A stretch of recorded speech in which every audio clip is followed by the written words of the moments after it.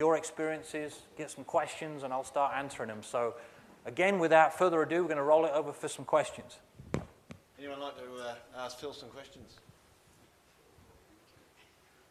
In the back. Press wheels, do you recommend the press wheel be directly over the seat of this seater or slightly to the side? The Sanford group has got quite a bit of work on that you need to see and be aware of. When you're talking about press wheels, let me just clarify and make sure we're all on target. The John Deere single disc, which is what most of my guys use, has a seed firming wheel. A wheel that positively presses seed into the bottom of the seed slot before the slot is closed. That's important, very important. And that's a weakness that the Bourgault doesn't have, that the Seraphine has, the John Deere has, the Case has, etc. In my opinion, if I was building a single disc seeder for anybody to use, it would have a seed firming wheel that positively places a locked seed into the bottom of the seed slot. It kind of goes back to what I talked about with that parallel linkage hoe drill. If you're pushing loose, dry soil, and it's only relevant for those of you that are seeding into marginal moisture soils, but if you've got a closing wheel that's running off to the side and you're pushing dry soil in first on top of that seed and then pressing it together, you may or may not see emergence. So a seed firming wheel that presses the seed into moisture, assuming you got moisture, right after the disc opens it is very important. And that would be my preferred combination. And then close the slot. You probably need to be a little off to the side to get closing. The opposite reaction to the disc would obviously require a force from the opposite side to close it. But a seed firming wheel would be essential in my opinion. And there's some guys down there at Balaclava or Clare, if I remember right, that have been doing some work on that, and they've got photos that they sent me showing the differences of seeders with press wheels compared to seeders without in emergence. So, and that's in a dry, marginal moisture conditions, okay? Jamie. Yeah, Phil, Jamie Cummins. How much emphasis do you put on seed vigor? We had trouble this year with seed quality. With mixed results. Very good question. Very important question. All of the producers that I work with, we will send seed away. We'll get a seed count. You need to know the seed count, number of seeds per kilogram to make decisions on seeding rate. Obviously this year, higher yields made larger seed sizes, but with the extended wet weather, it had a big impact on germination and vigor. So I would really encourage you before you seed any of your cereals, you get germination, vigor, and a seed count. And I also check for fusarium. Okay, fusarium have an impact on the rate and types of seed treatments, or pickles as you call them, that you use. But seed vigor is very important. When I was talking about live seeds a while ago, that's obviously adjusted for germination. But I've got a lot of guys that find, and there's two ways of evaluating germ. There's obviously cold germ and warm germ. But I would be really encouraging you to determine vigor levels. If you've got good soil moisture, you'll plant the better vigor seed, perhaps plant it early. If you've got poor vigor seed, I question whether you need to plant it at all. Very important question. Yeah, Phil, Troy, listen, the points with the John Deere single disc on 7-inch, how are they going with the inter-row sowing, like getting in between the rows without knocking everything over? Or are they accurate enough to... This is a relatively flat field. That's a good question. Appreciate the question. That's a relatively flat field, no implement steering, RTK. I mean, plus or minus an inch, you're good to go. Remember what I showed you? You have a, if I can find it, you've got a gauge wheel that's 2.5 or 3 inches wide and a disc. So you've got a relatively narrow shadow. You might have 4 inches that you're trying to run down a 7.5-inch row. So you've got an inch wiggle room either way. So with good quality RTK and a flat field, you're fine. If you've got rolling fields, you probably need to look at some kind of implement steering or go to 10-inch. 10-inch should give you a little bit more wiggle room. With the total width of that, with that gauge wheel, you'd still be rolling a row down with the gauge wheel, wouldn't you? No. Let me show you that photo again.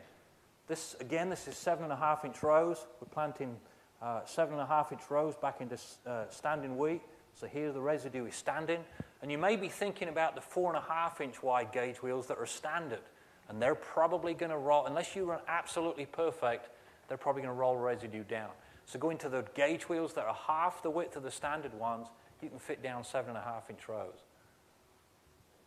Just the gauge wheel, narrowing up the gauge wheel that's making the difference on. That was going to be my question. And the residue with wheat on wheat was the other question I was going to ask. You know, where's the breaking point before you go to a different rotation on narrow spacings? Good question, and there's two answers to that question, and I'm not sure I can tell you where the break is on a residue volume because there's some other factors that come into play, and it's obviously dictated by the type of seeder and how it's equipped. I've got some photos of some different residue managers that I'm going to show this afternoon. Some work better than others. I'm not going to stand here and say that there is a residue manager that works perfect in every environment, every seeder, every type of residue. There is not. But I've got some photos of some different designs we've tried. Some of the designs work very well, some are pretty average.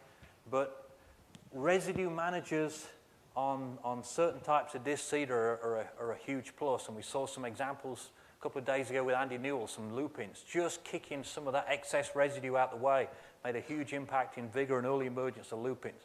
I'm not sure I can quantify from a point of view of how many tons a hectare of residue. There's a lot of factors regarding chop length, decomposition, spread width, etc. But rotation is very important, and the setup of the seeder with or without residue managers.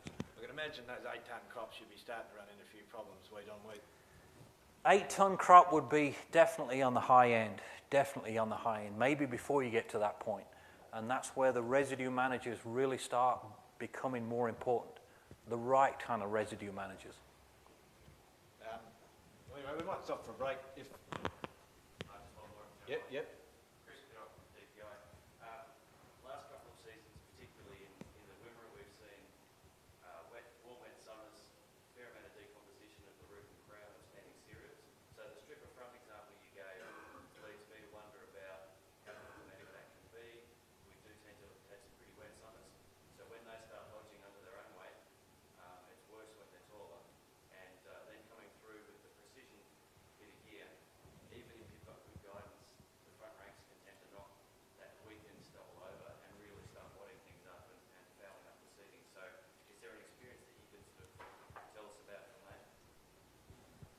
And that's a very good question, obviously some good observations.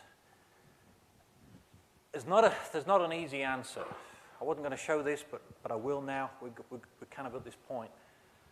It's a trade-off. For most of the guys that I work with, moisture is absolutely critical. For most of you, it is too.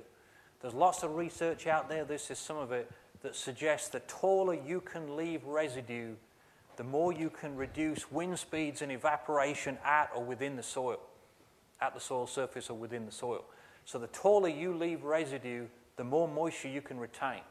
And that's especially important for a lot of producers in the US trying to establish soybeans in dry climates. So the stripper headers and Colorado State University, if you Google stripper head Colorado State University, they've got bundles of work showing the yield benefits of stripper heads from a point of view of the additional moisture that's retained. So that's the plus side. The downside, as you've already mentioned, if that starts falling over, you've got challenges seeding through it. And if it falls completely over, you've got huge challenges. In my opinion, a single disc seeder performs well or best when most of the residue is standing up. So the taller you can leave the residue, the better. Now, you've got challenges with lupins perhaps, but I'm going to suggest the taller you can leave residue standing, assuming it stands up, the better you are. So if you're going in there with a standard front draper or whatever, I would leave it as tall as possible. But boy, if you've got strip residue, especially taller varieties, and I try to select varieties that are shorter, that stand better. But yeah, if that strip straw falls completely over, especially if you're seeding with the direction that the residue lays on the soil surface, you've got huge problems, especially if it's damp. Now, if that residue stands up or is mostly standing up, it's easy. The disc will tend to find its way through it. And I've got some photographs of that this afternoon that I'll show. But boy, if you've got residue laid flat on the ground, It's pounded